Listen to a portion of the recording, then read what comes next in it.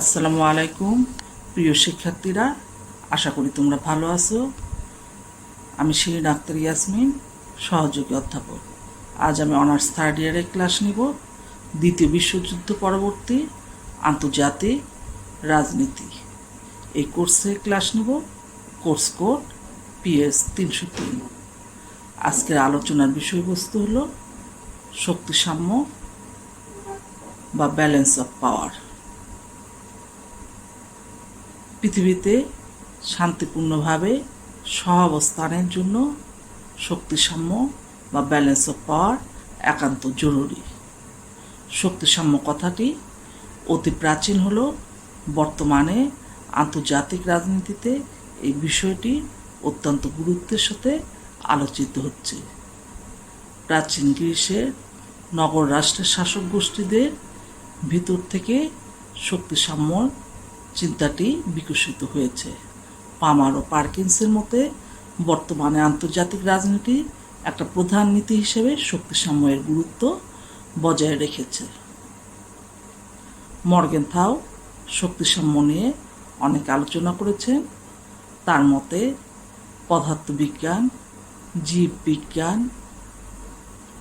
অর্থশাস্ত্র, রাষ্ট্রবিজ্ঞান, সমাজবিজ্ঞান প্রতিটি ক্ষেত্রে শক্তিসাম্য কথাটি ব্যবহৃত হয়। প্রেক্ষিত ভিন্ন হলো, অর্থ মোটামুটি একই। পৃথিবীতে শান্তি ও নিরাপত্তা বজায় রাখতে হলে শক্তিসাম্য একান্ত জরুরি। মর্গেনথাউ সাম্য ও ভারসাম্যকে একই অর্থে ব্যবহার করেছেন। তার মতে স্বয়ংসম্পূর্ণ শক্তিসমূহকে নিয়ে যে ব্যবস্থা গড়ে ওঠে তাদের মধ্যে স্থিতিশীলতার নামই হলো শক্তিসাম্য। শক্তিসাম্য ব্যবস্থার অন্তর্গত কোনো শক্তি যদি সাম্য বিনষ্ট করতে উদ্যত হয়, তাহলে অন্যান্য শক্তিসমূহ সাম্য ফিরিয়ে আনার জন্য উদ্যোগী হয়। শক্তিসাম্যের মধ্যে অস্থিতিশীল অবস্থা দীর্ঘকাল চলতে পারে না, কারণ শক্তিসাম্যের অন্তর্গত রাষ্ট্রগুলো সাম্যকে ফিরিয়ে আনতে উদ্গ্রীব থাকে। মর্গেনথাউ বলেন, মানব শরীর থেকে আরম্ভ করে প্রাকৃতিক বিজ্ঞান, সমাজবিজ্ঞান সর্বত্রই সাম্য বিদ্যমান। শক্তিসাম্য ধারণাটি অতি প্রাচীন ও প্রচলিত হওয়ার কারণে বিভিন্ন তাত্ত্বিক বিভিন্ন সময় এবং পরিবেশের প্রেক্ষিতে এটাকে বিভিন্নভাবে ব্যাখ্যা করেছেন। যেমন ইনিসক্লড, ওনার মতে শক্তিসাম্য নিয়ে সমস্যা এই নয় যে এর কোনো অর্থ নেই, বরং সমস্যা হলে যে এর অনেকগুলো অর্থ আছে। কুইন্সি রাইট বলেন, কোনো রাষ্ট্র যদি আগ্রাসী হওয়ার বাসনা পোষণ করে তাহলে তাকে প্রবল আক্রমণের সম্মুখীন হতে হবে। এ প্রত্যয় গড়ে ওঠার অপর নামই হলো শক্তিসাম্য। আর আগ্রাসন প্রতিহত করার জন্য জোটবদ্ধভাবে যে শক্তি গড়ে ওঠে সেটাই হলো শক্তিসাম্য। যেমন ন্যাটো, ওয়ারশো প্যাক্ট, মার্কিন যুক্তরাষ্ট্র এবং সোভিয়েত ইউনিয়ন, এরা উভয়ে মনে করত যে উভয়ের আচরণ আগ্রাসী। মার্কিন যুক্তরাষ্ট্র মনে করেছিল যে ইউরোপ তথা পূর্ব ইউরোপে সোভিয়েত ইউনিয়নের আচরণ আগ্রাসনমূলক। আবার পাল্টাপাল্টিভাবে সোভিয়েত ইউনিয়ন মনে করেছিল যে ইউরোপ তথা পশ্চিম ইউরোপ এবং সারা বিশ্বে মার্কিন যুক্তরাষ্ট্রের আচরণ আগ্রাসনমূলক। অতএব উভয়ের এই আগ্রাসনমূলক আচরণকে প্রতিহত করার জন্য জোট গড়ে তোলে। মার্কিন যুক্তরাষ্ট্রের নেতৃত্বে ন্যাটো জোট এবং সোভিয়েত ইউনিয়নের নেতৃত্বে ওয়ারশো প্যাক্ট গড়ে ওঠে। এই দুটি হলো সামরিক জোট। ক্লাউডের মতে ভারসাম্য রক্ষা করা বা তৈরি করা নীতিকে শক্তিসাম্য বলা হয়। মর্গেনথাউ ব্যালেন্স অফ পাওয়ার এবং ইকুইলিব্রিয়াম অফ পাওয়ারকে একই অর্থে ব্যবহার করেছেন। তার মতে স্বয়ংসম্পূর্ণ শক্তিসমূহকে নিয়ে গড়ে ওঠা ব্যবস্থার মধ্যে স্থিতিশীলতার নামই হলো শক্তিসাম্য। তিনি শক্তিসাম্য কথাটিকে চারটি ভিন্ন অর্থে ব্যাখ্যা করেছেন। এক ক্রিয়াকলাপের নির্দিষ্ট স্তর বা অবস্থা অর্জনের জন্য এটি একটি নীতি। 2, এটি ক্রিয়াকলাপের একটি বাস্তব অবস্থা। 3, এটা হলো শক্তির প্রায় সমবন্টন। 4, এটা হলো শক্তির যে কোনো রকম বন্টন। সুতরাং সোজা কথা, শক্তির সাম্য কথা হলো সাম্যাবস্থা। শক্তিসাম্য ব্যবস্থার প্রকৃতি। মর্গেন থাওয়ের মতে শক্তিসাম্য ছাড়া কোনো জাতীয় রাষ্ট্র টিকে থাকতে পারে না। সুতরাং নিজেদের বাঁচার তাগিদে রাষ্ট্রসমূহ শক্তিসাম্য আনার জন্য অবিরাম প্রচেষ্টা চালিয়ে যায়। সাফল্য যে সবসময় আসবে তার কোনো নিশ্চয়তা নাই, তবে শক্তিসাম্য আন্তর্জাতিক রাজনীতির একটি অবিসম্ভাবী ঘটনা। শক্তিসাম্যের উদ্দেশ্যই হলো ভারসাম্য সৃষ্টি করা, বিবাদ মীমাংসা করা, স্থিতি অবস্থা রক্ষা করা এবং রাজনৈতিক ভারসাম্য প্রতিষ্ঠা করা। ভারসাম্য সৃষ্টির ক্ষেত্রে শক্তিসাম্য বিবাদমান রাষ্ট্র বা জোটের মধ্যে বিবাদ দূর করে ভারসাম্য আনয়নের চেষ্টা করে। বিবাদ মীমাংসা করার ক্ষেত্রে কোনো আন্তঃরাষ্ট্রীয় বিরোধ মীমাংসা করার লক্ষ্যেই এর তত্ত্বটির উদ্ভব ঘটেছে। এটির লক্ষ্যই হলো বিভিন্ন পরাশক্তির মধ্যকার বিদ্যমান দূরত্ব দূর করা, স্থিতি অবস্থা রক্ষা করা। শক্তিসাম্যের মূল লক্ষ্যই হলো স্থিতি অবস্থা রক্ষা করা, পৃথিবী যাতে একটা স্থিতিশীল অবস্থায় থাকে, যুদ্ধময় পরিস্থিতির মধ্যে প্রবেশ না করে। এটাই হলো শক্তিসাম্যের একটা বিশেষ উদ্দেশ্য। রাজনৈতিক ভারসাম্য প্রতিষ্ঠা করা। আন্তর্জাতিক রাজনীতিতে ভারসাম্য প্রতিষ্ঠা করতে ক্ষমতার ভারসাম্য তত্ত্বটি অত্যন্ত গুরুত্বপূর্ণ, কেননা এটার মাধ্যমে আমরা আন্তর্জাতিক রাজনীতির প্রকৃতি জানতে পারি।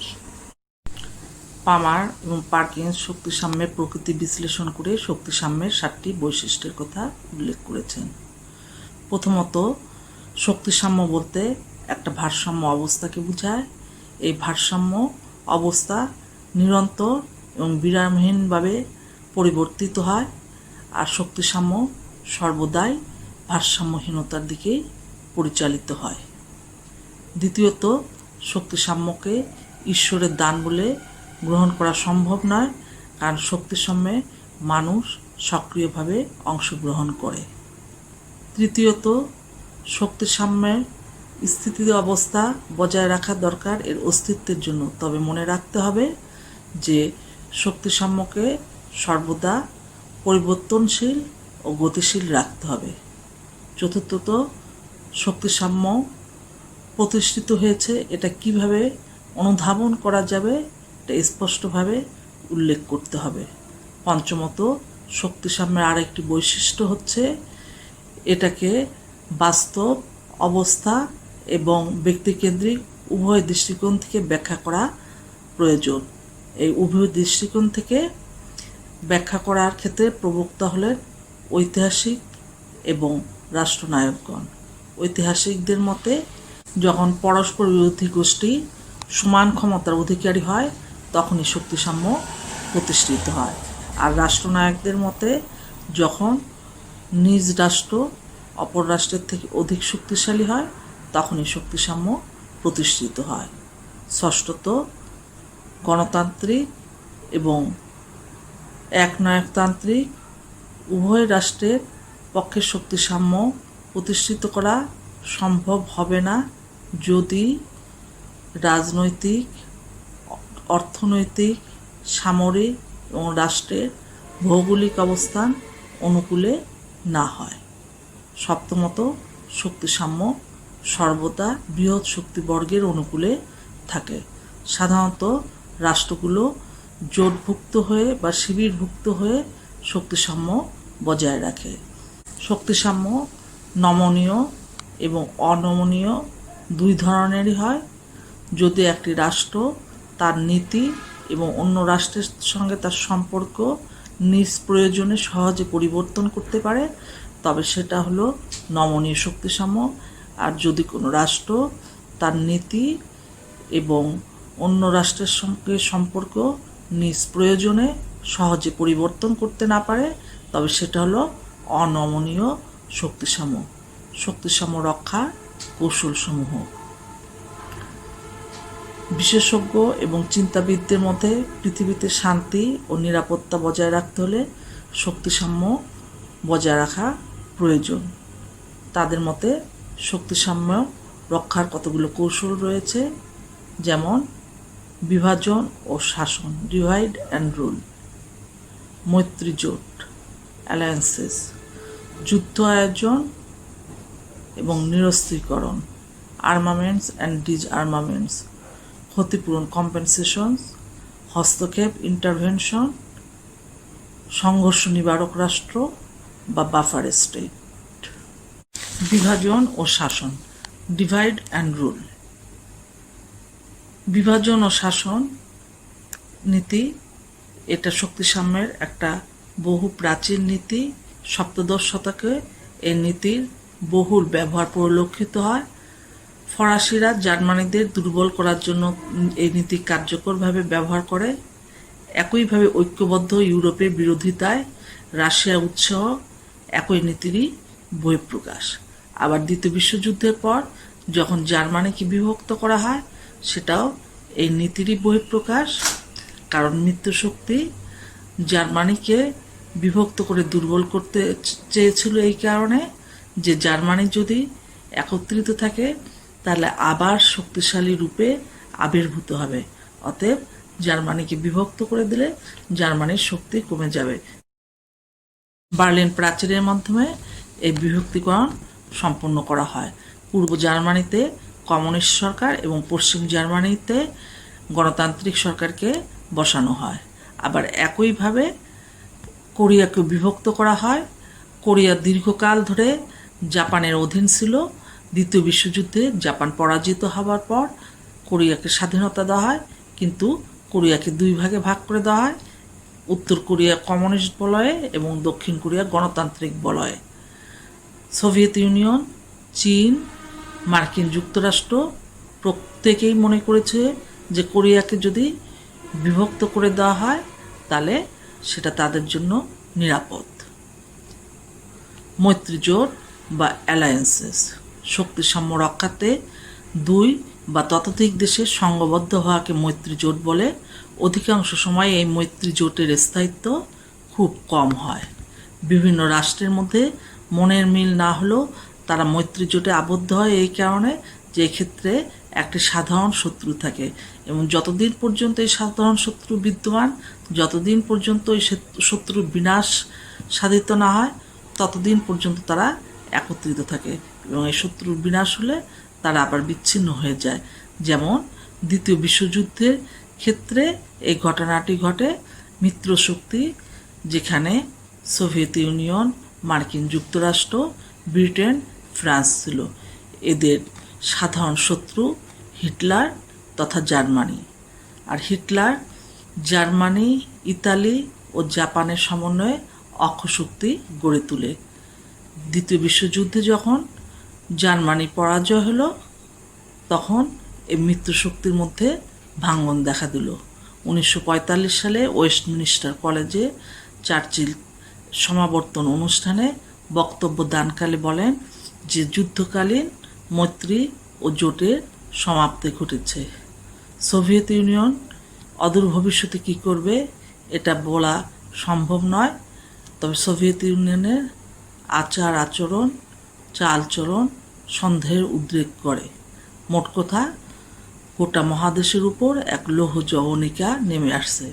চার্চিলের এই বক্তব্য থেকে প্রতীয়মান হয় যে যুদ্ধকালীন সময়ে মিত্রশক্তির মধ্যে যে সম্পর্ক গড়ে উঠেছিল, দ্বিতীয় বিশ্বযুদ্ধের সমাপ্তির সাথে সাথে সেই সম্পর্কেরও সমাপ্তি ঘটে। অস্ত্রীকরণ এবং নিরস্ত্রীকরণ, আর্মামেন্টস অ্যান্ড ডিসআর্মামেন্টস। একটি ভিন্ন রাষ্ট্রকে টুকরা টুকরা করে ফেলা বাস্তবে সম্ভব নয়। সেজন্য বৃহৎ শক্তিবর্গ যুদ্ধ আয়োজনের মাধ্যমে শক্তি সঞ্চয় করে শক্তি সাম্য অর্জনের পক্ষপাতী। নিজ দেশের অব্যবহার্য সম্পদকে কাজে লাগিয়ে দ্রুত শিল্পায়নের মাধ্যমে অস্ত্রের ভাণ্ডার গড়ে শক্তিশালী হওয়া তারা মনে করেছিল। কিন্তু অস্ত্রীকরণ শক্তি সাম্য বজায় রাখার একটি গুরুত্বপূর্ণ কৌশল হলেও এটি অনেক সময় মারাত্মক আকার ধারণ করে। কারণ কোনো রাষ্ট্রের শক্তি বৃদ্ধি হলে অন্যান্য রাষ্ট্রগুলো সমকক্ষ হওয়ার জন্য অস্ত্র উৎপাদন শুরু করে দেয়। ফলে তাদের মধ্যে একটা প্রতিযোগিতা শুরু হয়ে যায় এবং এই প্রতিযোগিতায় শেষ পর্যন্ত তাদেরকে যুদ্ধের দিকে টেনে নিয়ে যায়। প্রথম এবং দ্বিতীয় বিশ্বযুদ্ধ এরই ফলশ্রুতি, যে কারণে সমগ্র বিশ্ব আজ অস্ত্রীকরণের বিপক্ষে, সমগ্র বিশ্ব আজ নিরস্ত্রীকরণের পক্ষে। ক্ষতিপূরণ, কম্পেনসেশন, অষ্টাদশ ও ঊনবিংশ শতাব্দীতে শক্তির ভারসাম্য রক্ষার ক্ষেত্রে একটি কৌশল হিসেবে প্রচলিত ছিল। আন্তঃসম্পর্কের ক্ষেত্রে ক্ষতিপূরণ বলতে এমন একটি অবস্থাকে বোঝায় যার দ্বারা কোনো রাষ্ট্র রাজ্য জয়ের মাধ্যমে শক্তি বৃদ্ধি করলে অন্য রাষ্ট্রের সাথে উক্ত রাষ্ট্রের শক্তির যে অসাম্যতা দেখা দেয় তাকে সংশোধন করার জন্য অপর রাষ্ট্র কর্তৃক আরেকটি রাষ্ট্র জয়ের মাধ্যমে শক্তির সাম্যতা পূর্ব অবস্থায় ফিরিয়ে আনা হয়। ইতিহাসে ক্ষতিপূরণের মাধ্যমে শক্তির সাম্য বজায় রাখার একটি উল্লেখযোগ্য ঘটনা হল 1772, 1793 ও 1795 সালে 3 বার পোল্যান্ডকে রাশিয়া, অস্ট্রিয়া এবং প্রুশিয়া নিজেদের মধ্যে ভাগ করে নেয়। এতে পোল্যান্ডের অস্তিত্ব বিপন্ন হয়ে পড়ে। এটা যেমন নৈতিকতার দিক থেকে সমর্থনযোগ্য নয়, তেমনি এতে ক্ষুদ্র রাষ্ট্রগুলোর অস্তিত্ব যে কোনো সময় বিলীন হয়ে যাবার সম্ভাবনা থাকে। হস্তক্ষেপ বা ইন্টারভেনশন। আন্তর্জাতিক রাজনীতিতে শক্তিশালী রাষ্ট্র তার চেয়ে কম শক্তিশালী রাষ্ট্রের আভ্যন্তরীণ ব্যাপারে হস্তক্ষেপের মাধ্যমে শক্তির ভারসাম্য বজায় রাখে। আদি ডক্টরের মতে হস্তক্ষেপের উদ্দেশ্যই হচ্ছে একটি বন্ধুভাবাপন্ন সরকারকে ক্ষমতায় অধিষ্ঠিত করা। যেমন স্পেনের গৃহযুদ্ধের সময় তৎকালীন সোভিয়েত ইউনিয়ন রাজতন্ত্রকে সমর্থন করে, আর তখন জার্মানি ও ইতালি জেনারেল ফ্রাঙ্কোকে সমর্থন করে। উদ্দেশ্য ছিল যাতে স্পেনে সমাজতন্ত্র প্রতিষ্ঠিত না হয়। আবার চীন যখন এশিয়ার রাজনৈতিক ক্ষমতা এলো, তখন তৎকালীন ভিয়েতনামের সামরিক জান্তাকে মার্কিন যুক্তরাষ্ট্র সাহায্য করেছিল। উদ্দেশ্য ছিল একই, যাতে ভিয়েতনাম সমাজতান্ত্রিক বলয়ে চলে না যায়। বাফার স্টেট বা সংঘর্ষ নিবারক রাষ্ট্র দুটি বৃহৎ রাষ্ট্রের ভৌগোলিক সীমানার মাঝখানে যদি একটি ক্ষুদ্র রাষ্ট্র থাকে এবং ওই বৃহৎ রাষ্ট্র দুটি যদি বিপরীত মনে হয়, তাহলে ওই ক্ষুদ্র রাষ্ট্র যদি ওই বৃহৎ রাষ্ট্র দুটিকে সরাসরি সংঘর্ষে বাধা দান করে, তবে তাকে সংঘর্ষ নিবারক রাষ্ট্র বলা হয়। যেমন বেলজিয়াম ফ্রান্স ও জার্মানির মধ্যে অবস্থিত, এবং বেলজিয়াম অনেকবারই ফ্রান্স ও জার্মানিকে সরাসরি যুদ্ধে বাধা দান করেছে। পামার এবং পার্কিন্স বলে যে মধ্যবর্তী রাষ্ট্র দুটি বৃহৎ শক্তিকে দূরত্ব রেখে শক্তির সাম্য নিশ্চিত করে। আবার এটাও সত্য যে সংঘর্ষ নিবারক রাষ্ট্র অনেক সময় বিপদের সম্মুখীন হয়। যেমন ফ্রান্স ও জার্মানি অনেকবারই বেলজিয়ামের উপর দিয়ে সৈন্য পরিচালনা করেছে। আন্তর্জাতিক রাজনীতিতে শক্তিসাম্য একান্ত জরুরি। যদি শক্তিসাম্য না থাকে তাহলে পৃথিবীতে একটা অস্থিতিশীল পরিবেশের সৃষ্টি হবে। অতএব শক্তিসাম্য বজায় রাখার চেষ্টা করতে হবে। যেমন প্রাক্তন সোভিয়েত ইউনিয়ন এবং মার্কিন যুক্তরাষ্ট্র যখন ক্ষমতার কেন্দ্রে ছিল, তখন পৃথিবীতে ক্ষমতার একটা ভারসাম্য ছিল, কিন্তু সোভিয়েত ইউনিয়নের পতনের সাথে সাথে মার্কিন যুক্তরাষ্ট্র একক শক্তিশালী রাষ্ট্র বা ক্ষমতাধর রাষ্ট্র হিসেবে আবির্ভূত হয়েছে এবং পৃথিবীতে অশান্তি বা ভারসাম্যহীনতার একটা সৃষ্টি হয়েছে। অতএব পৃথিবীতে শান্তি ফিরিয়ে আনতে এবং ভারসাম্য বজায় রাখতে শক্তিসাম্য একান্ত জরুরি। যেমন মধ্যপ্রাচ্যে ইসরায়েলের মাধ্যমে যে অশান্তি সৃষ্টি হয়েছে, এটা শক্তিসাম্যহীনতার কারণেই সৃষ্টি হয়েছে। অতএব শক্তিসাম্য যদি ফিরিয়ে আনা যায়, তাহলে সমগ্র বিশ্বে শান্তি প্রতিষ্ঠিত হবে। পৃথিবীর মানুষ শান্তিকামী মানুষ শান্তি চায়, পৃথিবীতে শান্তিতে বসবাস করতে চায়, শান্তির সহকারে সহ অবস্থান করতে চায়। অতএব যে কোনো মূল্যে শক্তিসাম্যকে বজায় রাখতে হবে। আজ এখানেই শেষ করছি।